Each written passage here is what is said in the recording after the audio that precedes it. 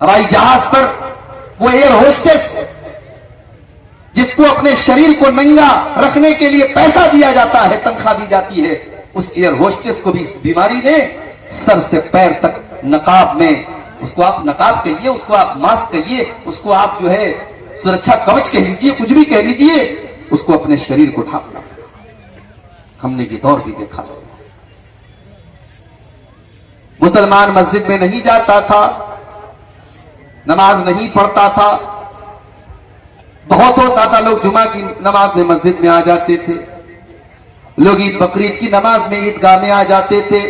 Corona نے وہ دور بھی ہم کو دکھایا کہ اللہ تعالیٰ نے ایسے حالات پیدا کر دیے کہ مسجدوں کے دروازے بند ہو گئے، مسجدوں کے دروازے بند ہو گئے۔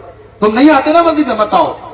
اب مسجد میں تم آ نہیں سکتے، مسجد کے دروازے تمہارے لیے بند ہو گئے، تو چاہ کر کے بھی تم مسجد میں نہیں آ سکتے۔ کورونا کے اس دور میں ہم نے عید کی نماز اپنے گھر میں ادا کی جو کبھی نہیں کر سکتے تھے۔ تراویح کی نماز میں نے اپنے گھر پر اپنے پریوار کو پڑھائی۔ میں حافظ نہیں ہوں، لیکن اسی کورونا کے دور میں نے 10 پارے یاد کر کے اپنے گھر میں تراویح کی نماز پڑھائی۔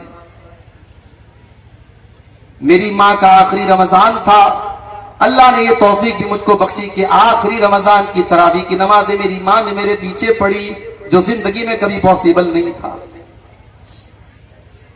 کورونا نے ہم کو وہ حالات بھی دکھائے میرے پاس، لیکن حالات جیسے ہی نارمل ہوئے، ہم اور آپ اپنے پرانے ڈھرے پر لوٹ آئے، ہم اللہ کی نافرمانیوں میں لگ گئے۔ زنا کے اڈے آباد ہو گئے۔ دلی کے اندر جب لاک ڈاؤن کھلا تو سب سے پہلے شراب کی دکانوں پر لائن لگ گئی۔ غور کرو کہ آج کا انسان اتنی بڑی بڑی مصیبتوں کو دیکھنے کے بعد بھی یہ انسان کتنا کٹھور ہو چکا ہے، کتنا سنگ دل ہو چکا ہے، اس کا دل کتنا پتھر ہو چکا ہے کہ یہ اللہ کی طرف رجوع نہیں کرنا چاہتا، یہ اللہ کی طرف لوٹنا نہیں چاہتا، یہ توبہ کرنا نہیں چاہتا، یہ اپنے پاپوں کو چھوڑنا نہیں چاہتا۔ میرے پیارے ساتھیوں، قرآن کا پہلا پارہ اٹھاؤ، اللہ نے یہودیوں کا تذکرہ کرتے ہوئے فرمایا، ثم قست قلوبكم من بعد ذلك فهي كالحجارة او اشد قسوة۔ اے یہودیوں، تم نے اللہ کی اتنی نافرمانی کی، تم نے اتنے پاپ کیے، تم نے اتنے گناہ کیے کہ تمہارے دل تو پتھروں سے بھی زیادہ کٹھور ہو گئے، تمہارے دل تو پتھروں سے بھی زیادہ سخت ہو گئے۔ وَإِنَّ مِنَ الْحِجَارَةِ لَمَا يَتَفَجَّرُ مِنْهُ الْأَنْهَارُ، اس لیے کہ پتھر تو کچھ ایسے بھی ہوتے ہیں کہ پتھر کے اندر سے پانی رس رس کر کے بہنے لگتا ہے۔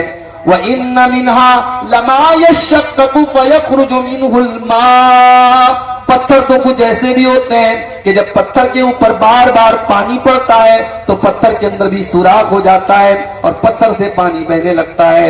وَإِنَّ مِنْهَا لَمَا يَهْبِطُ مِنْ خَشْيَةِ اللَّهِ، پتھر تو کچھ ایسے بھی ہوتے ہیں جو اللہ کے خوف سے جھک جاتے ہیں، نرم پڑ جاتے ہیں، مگر اے یہودیوں، تم تو اتنے سخت دل ہو چکے ہو کہ تمہارے دل تو ان پتھروں سے بھی زیادہ گہرے گزرے۔ اللہ نے تو یہودیوں کے بارے میں کہا تھا۔ آج یہودیوں کی جگہ ہم اور آپ اپنے آپ کو رکھ کر کے سوچیں، ہمارے دل بھی میرے بھائیوں پتھروں سے بھی زیادہ سخت ہے۔ روزانہ جلسے ہو رہے ہیں، نومبر دسمبر کا مہینہ آپ کے سیمانچل میں جلسوں کا مہینہ ہے۔ آج اس گاؤں میں تقریریں، کل اس گاؤں میں تقریریں، پرسوں فلاں گاؤں میں تقریریں، 20 تقریریں ہم سن رہے ہیں، لیکن بے نمازی آج بھی بے نمازی ہے، سگریٹ پینے والا آج بھی سگریٹ کا عادی ہے، شراب پینے والا آج بھی شراب کا عادی ہے، حرام کھانے والا آج بھی حرام خور ہے۔ کیوں میرے بھائی؟ اس لیے کہ گناہ کرتے کرتے، پاپ کرتے کرتے ہمارے دلوں کے اوپر اللہ نے مہر لگا دی۔